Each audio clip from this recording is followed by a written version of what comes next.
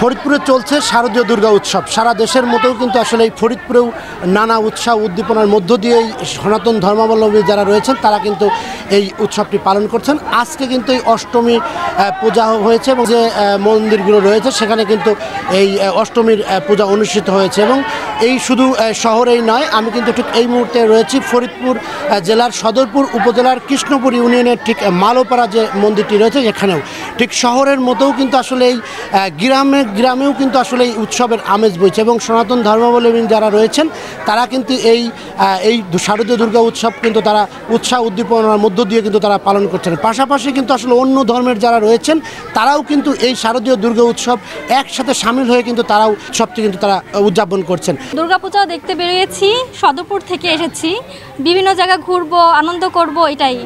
আর চারদিকটা অনেক সুন্দর করে পূজার জন্য সজ্জিত হয়েছে অনেকভাবেই, খুব ভালো লাগছে। পঞ্চমী গেছে, ষষ্ঠী গেছে, সপ্তমী চলে গেছে, আজকে অষ্টমী। অষ্টমীতে আমরা সবাই উপোস থাকে, পূজার দিচ্ছি, অঞ্জলি দিচ্ছি, এটাও খুব সুন্দরভাবে আমরা কাটাইতে পারছি।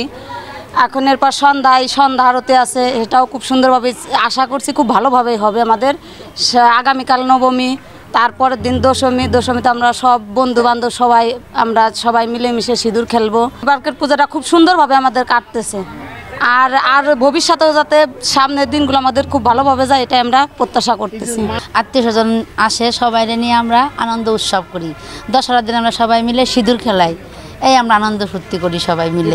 গ্রামের সবাই মিলে আত্মীয় স্বজন নিয়ে এই পূজাটা আমরা করতেছি। এমনকি খুব সুন্দরভাবে হইতেছে, আমাদের কোনো ঝাইঝামেলা হইতেছে না। সুন্দরভাবে আমরা পুজো করতেছি, শান্তি শৃঙ্খলাভাবে সবাই একত্র হইয়া হিন্দু মুসলমান সবাই মিলে আমরা এই শারদীয় দুর্গা পূজা করছি।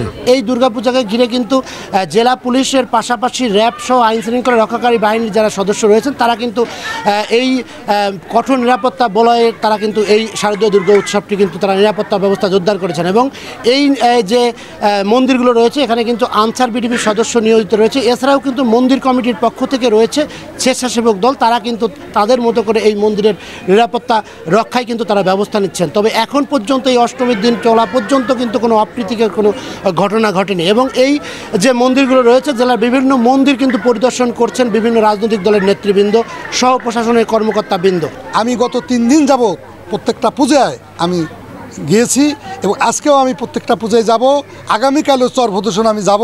আমি প্রত্যেকটা পূজায় আমি পাহারাদার হিসাবে আমি পাহারা দিব, যাতে কোনো রকম কোনো বিভেদ সৃষ্টি না হয়। এবং সৃষ্টি হয় নাই। আমাদের দল বিশ্বাস করে কোনো বিভেদের দল নয়, শান্তির দল।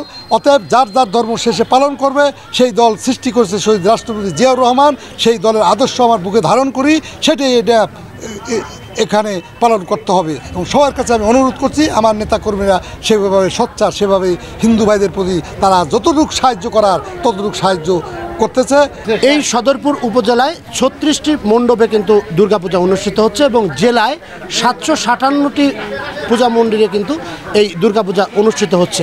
দেবী দুর্গতনে আসেনি, আগমনে সকল ধরনের অপশক্তির বিনাশ হয়ে সত্য সুন্দর সম্প্রীতির বাংলাদেশ অটুট থাকবে, এমনটাই প্রত্যাশা করেছে সকলে। শিকদার সজল, সময় সংবাদ, ফরিদপুর।